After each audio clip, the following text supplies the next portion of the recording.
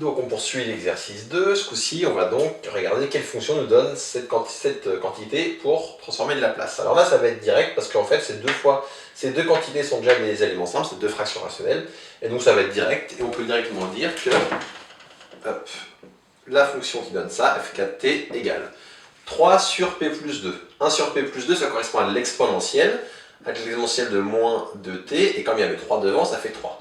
Hop, moins 1 sur P3. Donc ici, ma puissance, au dénominateur, c'est 3. Donc pour savoir c'est t puissance quoi qui me le donne, c'est t puissance 3 moins 1, donc t puissance 2. Par contre, il ne faut pas oublier de penser à quelque chose.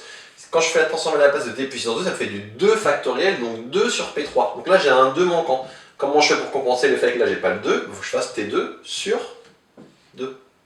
Et le tout fois U de t, ou U, la fonction de Heaviside. Donc ça, c'est pour cet exemple.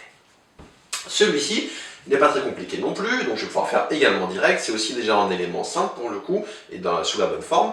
Donc je peux calculer F5t, ça va donner, donc regardons.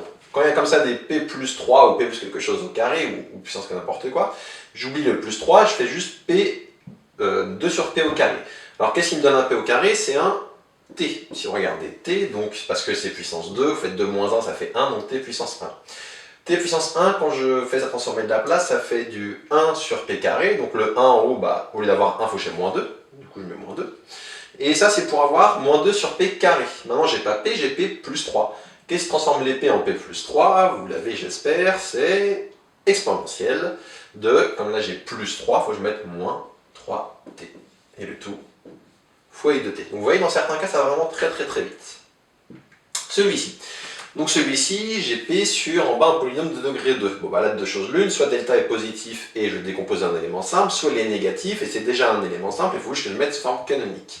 Ici, si vous calculez votre delta, il va être négatif ici, et du coup, comme il est négatif, il faut mettre sous forme canonique. Ça va donc faire P sur, je regarde que les deux premiers termes, P carré plus 4P. P carré plus 4P, je me pose la question, je veux que P quelque chose au carré donne P carré plus 4P pour les deux premiers termes. Comme là j'ai un plus, je mets plus. Et qu'est-ce qui, une fois développé, me donne P carré plus 4P? Ben, en fait, le P carré vient de lui, et le plus 4P vient du double produit. Donc j'ai 2 fois P fois quelque chose égale 4P, donc le quelque chose c'est 2. Parce que 2 fois P fois 2, ça fait bien 4P. Et maintenant, je regarde pour que ce soit égal.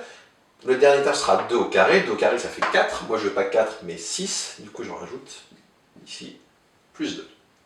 Donc ça, c'est pour la mise sous forme canonique. Maintenant, ça va être séparé en deux. Comme on a vu qu'on a ce genre de choses, on va avoir d'un côté un cosinus, de l'autre un sinus. Pour le cosinus, comme là j'ai P plus 2 au carré, en haut, il faut que j'ai également P plus 2. Donc j'écris P plus 2 sur P plus 2 au carré plus 2. Maintenant, il faut que je compense, il faut que ce soit juste mon égalité. Moi, je ne veux pas P plus 2, je vais P, donc qu'est-ce que j'ai en trop? Bah, comme j'ai plus 2 en trop, il faut que je fasse moins 2 sur P plus 2 au carré plus 2. Donc là, c'est bon. Là, j'ai mon cos de combien? Bah là, comme c'est 2, on va voir ça après, on va écrire 2 maintenant d'ailleurs. Ici, j'ai mon oméga carré qui vaut 2. Donc si oméga carré vaut 2, ça me dit que oméga vaut racine de 2. Racine de 2. Donc ça ici, c'est du cosinus de racine de 2 fois t. Et comme j'ai P plus 2 au lieu de P, fois exponentielle moins 2t. Lui, je l'ai. Ici, bah pareil, j'ai oméga carré qui vaut 2, donc j'ai oméga qui vaut racine de 2. Pour vraiment avoir un sinus, il faut que j'ai l'oméga au numérateur. Donc il me faut un racine de 2 au numérateur. Donc là, j'ai deux choix. Soit je dis que je fais fois racine de 2 et je divise par racine de 2, c'est le choix le plus courant. Soit ici, on peut dire que 2, bah 2, je peux l'écrire sous la forme 2, c'est égal à racine de 2 fois racine de 2. Et qu'est-ce que je vais faire? Bah du coup, là, je vais sortir ce racine de 2 devant, et ça me permet de conclure. Et de dire la chose suivante, c'est que, donc, la fonction qui donne cette chose-là, f6 de t, elle vaut.